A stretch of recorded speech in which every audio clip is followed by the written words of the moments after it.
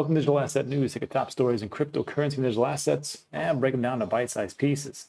Today, super red day, and I'm not going to lie, a little bit tough, but there are some pieces of information to glean from what is going on. And we're going to take a look at potentially what could have caused this domino effect, China getting into the fray yet again. And we're going to see how it's a polar opposite to what is going on in the United States, as the U.S. seems to be embracing things on certain bank levels and also on larger bank levels, such as Wells Fargo, as this article just came out. We're going to take a look at just some musings that I think about what is going on in the market itself, the history of different aspects of the internet and how it relates to today and how things actually have rebounded quite nicely. And then finally, we'll take a look at corrections, just how bad they can get. So we'll take a look at all that. But first, let's take a look at this awesome market and see exactly where we're at. I'm not here to blow sunshine. I'm here to be honest with you and here to tell you straight. And right now, not a great day. Let's just be honest. This is probably, I think, one of the biggest dips probably I've seen in quite some time. We were just at almost 1.5 trillion. Now we're at 1.46. It's been fluctuating, 1.36, 1.37. We lost about $1 trillion in what, 2-3 weeks? Trillion. So here we are. And it sounds awful, and it is awful. Let's just be honest. And the reason why I titled this "You Should Sell" is because if this is too much for you and what you're doing, you probably should sell. Now, that is not financial advice. It is financial opinion. For me personally, if I couldn't handle it, then I would be out of crypto because it is so volatile. And, there's also another issue that has come up, which is, people talk about, this is totally different because of institutions and blah, blah, blah, and it's going to stabilize. Stop. As long as there is greed and there is people who want to manipulate the markets and there are whales, it will never be this. It'll never be different. It'll always be the same. And this is just proof of that. So again, this is too much and you think you should have sold, you should sell. Here's what we got.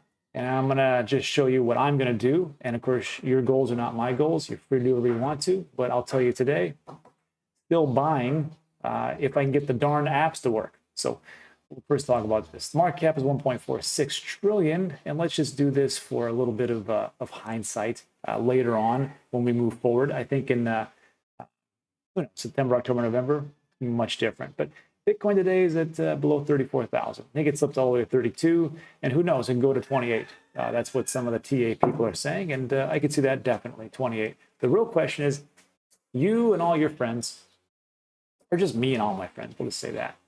I can tell you that everybody talks a great game about, when it goes down, I'm going to buy. But how many of those people actually do buy? And that really comes down to it. Are you one of those people or are you not one of those people? And again, that probably comes down to this whole thing of you should sell. If dips aren't your thing, then it's just not in the cards. And again, not here for sunshine and everything else. I'm just going to show you what we got. So Ethereum, well below the high of 4,000 at $2,300. Binance Coin, just look at the percentage. Wow, 34% in 24 hours, 33, 30, 37 for Polkadot, 41% for Bitcoin Cash, almost half. Wow, that's a lot. 20%, anything massive, 42% for VeChain. It's bad and it'll probably get worse. That's just the truth. So let's just break into what's going on. So China, everybody's favorite country to not be a fan of, comes out and says, hey, looks like we're going to crack down on crypto. This is what's going on. And you probably heard about this story. And I think since the market's open, not the markets, but I think it just has really set in and people have really formulated the plan. I think there's a lot of things going on in play over there. Could be that, could be Elon Musk and his tweets, but that didn't really do too much. This is the real new thing. Also, you have to understand that whales behind what's going on, they could just use this to dump like crazy and just be like, we'll just hide it with that. And that's could be what it is. Who knows? This is what's going on for sure. Chinese regulators have tightened restrictions that ban financial institutions and payment companies from providing services related to crypto, marking a fresh crackdown on digital coins. Fantastic. Many of the new rules expand on previous restrictions aimed at crypto and close loopholes. This is the big thing. They closed the loopholes where people were actually able to transfer, to actually pay crypto to, or trade between crypto to crypto, and they were doing that in China, and they're trying to close that down. Let's see. This is going to include banks and online payment firms, not to offer clients any services involving crypto, such as currency exchanges, registration, trading, clearing, and settlement. So they're not going to be able to like trade Bitcoin for Ethereum or VeChain for Tomato Coin, whatever else. That's done. And they're going to try to crack down as much as possible. Can they do it? Well, they're China, and they can do a lot of different things that different countries can't. So we'll see. Institutions were prohibited from providing crypto savings, trust, or pledging services and issuing financial products related to crypto. Crypto-related information services, insurance, and derivatives tradings are also banned. So pretty much as much as they can get their hands on and to stop, that's what they say they're closing the loopholes. Firms were also urged to step up monitoring of money flows involved in crypto trading. Remember, it is China, so that's what they want to do. China banking system does not accept crypto or provide relevant services.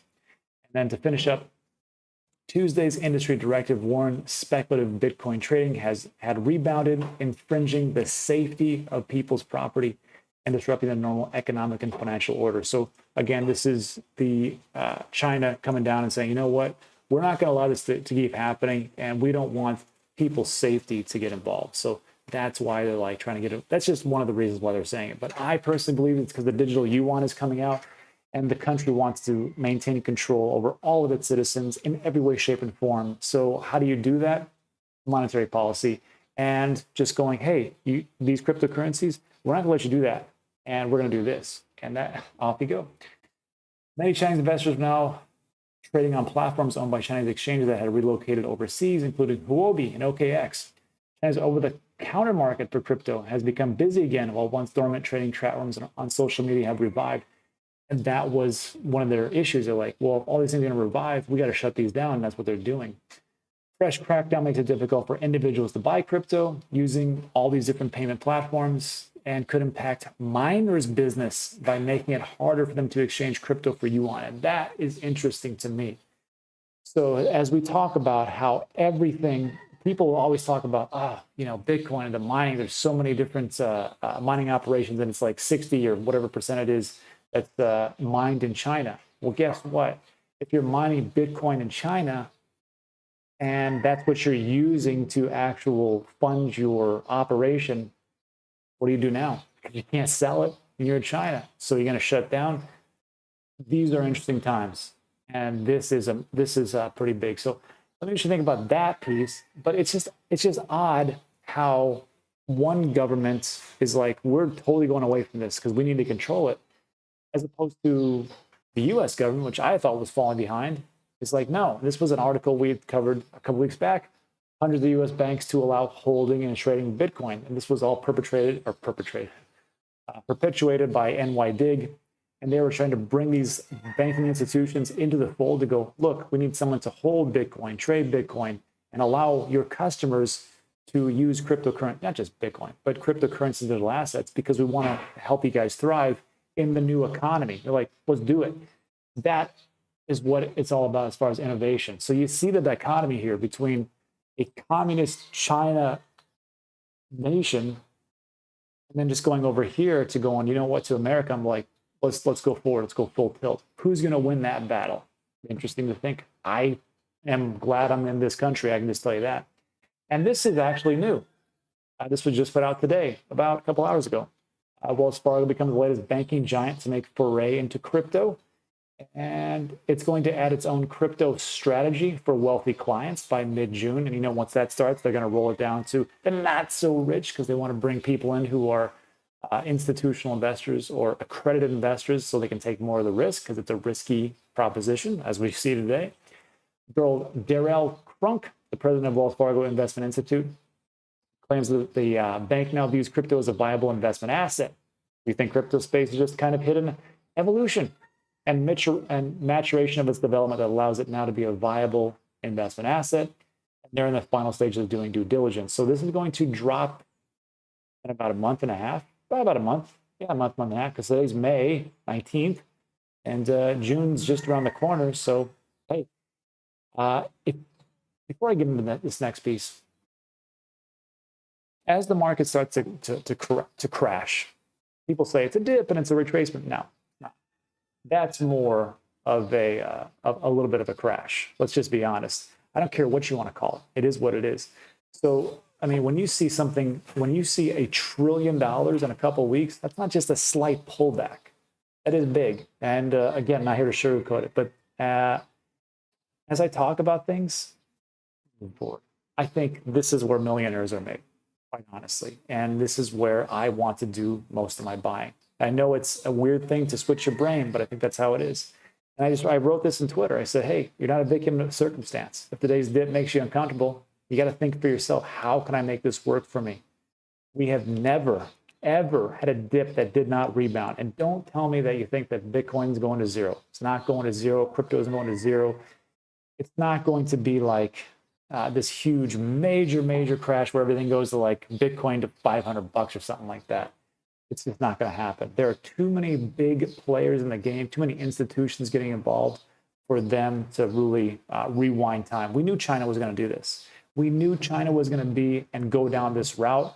I'm just surprised it took them this long to say what it is. So I don't think that this will actually go away. I think there's, again, too many people coming in, and these are the days that make millionaires. So again, take a look at everybody involved.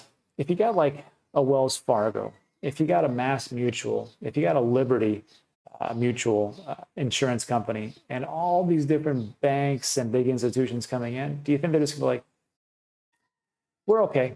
I think this is just a bump in the road, and that's really what it comes down to. And then I'll say this: when people were telling me all day long that these institutions, I said, oh, it's different, Rob. You don't understand. It's different because the institutions are going to make everything great. They're going to stabilize the price of Bitcoin and altcoins as well. And you just don't understand. Nothing changes.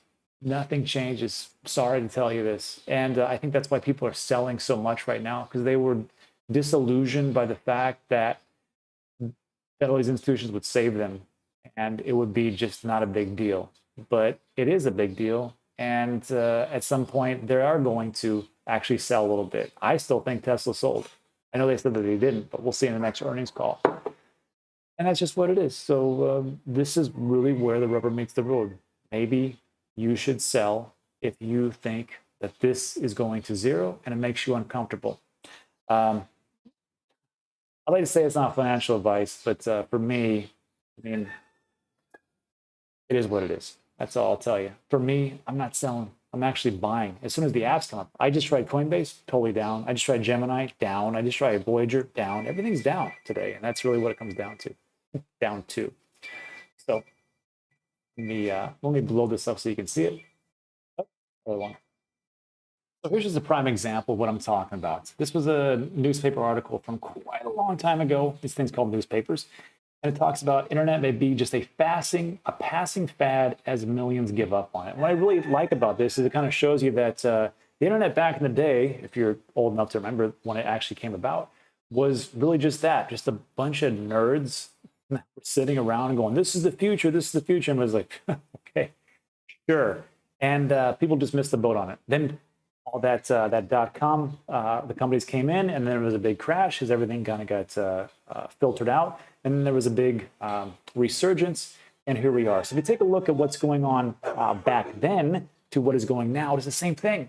History just continues to repeat itself. And it's the people that I can tell you right now, a lot of people would wish they could go back and invest into Google and hold it. Wish they could go back and invest in Amazon, wish they could hold it. Wish that they could go back and invest in Facebook or PayPal and they could just hold it because they would be so much better off. So again, like when people are talking about, you should sell and everything, like I just say, like, you should sell. For me personally, I think it'd be the dumbest thing I could possibly do right now is to sell with what's going on. I'm not in the business of losing money. And I just think that it would be a travesty when I look at something like this, or when I look at something like this. Let me blow this up as well so you can see it. This was a nice little article which talks about Jeff Bezos when he gave a presentation at Harvard Business School. And they just said, hey, you seem like a really nice guy, so don't take it wrong, but you really need to sell the Barnes & Noble and get out now because it's a worthless business. And Jeff Bezos was like, okay, kid, well, I'm just going to keep doing what I do because I think Amazon's going to be huge because I have a vision for it. And then, of course, what happened to that vision?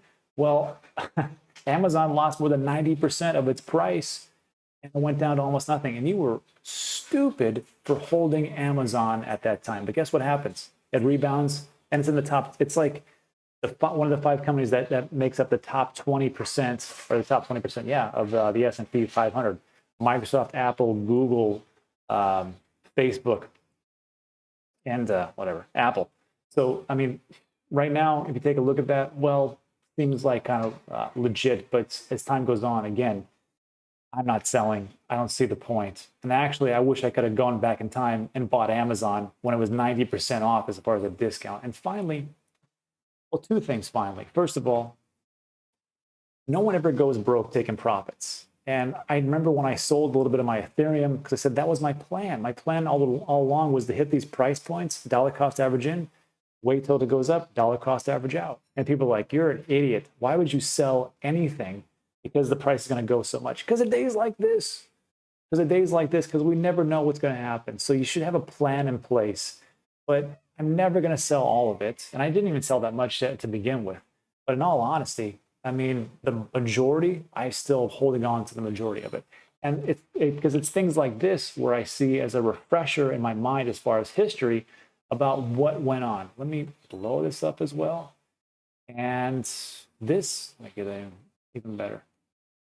So when you take a look at this, the dips, the resets, all those things, you're looking at an average of 30 to 40%. This was in 2017 when things really were taking off. And you can see like right here, when is this? Right before April, you saw a big dip of almost 30%. And then look at this one, 40% right around the same time, from June to the middle of July. And then it went up massively. And then another big dip of another 40% that came down. Then a big up, then down to 30%, and so on and so forth. So we know that this market is extremely volatile. So why does it shock anybody when we have like this much of a pullback? It's already priced in. I'm not priced in. It's already been in the history. We know it's going to happen. We know China. I knew China was going to pull this, and they should have pulled it a long time ago and said, we're not going to do this because we want to do the digital yuan. I mean, people held out hopes, but it's not happening. They're going one way. America and the rest of the world is going another way. And I personally believe the country, the entity, the institutions, whoever it is that controls 2 things will control the world: artificial intelligence and blockchain. Those 2 things are the key to the next industrial revolution. And those are just my 2 cents. So again, I don't want to beat a dead horse, but if this frightens you and it shouldn't be there, then you need to take a look at it. But if you take a look at the history and you see where things were, see things how they actually came about, and the actual future that we can potentially have, there's another choice out there. I am not here to make that choice for you. It's up to you to make that choice and do your own research. And just remember that all this stuff I talk about, it's not investment advice, it's investment opinion. Me personally, for the long haul. And I think it's right place, right time. Now, if the apps work, I'll probably buy some more crypto today. And that's it.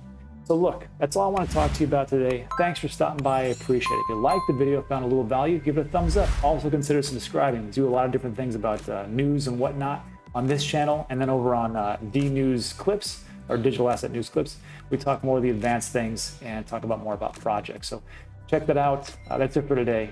Thanks so much. See you on the next one.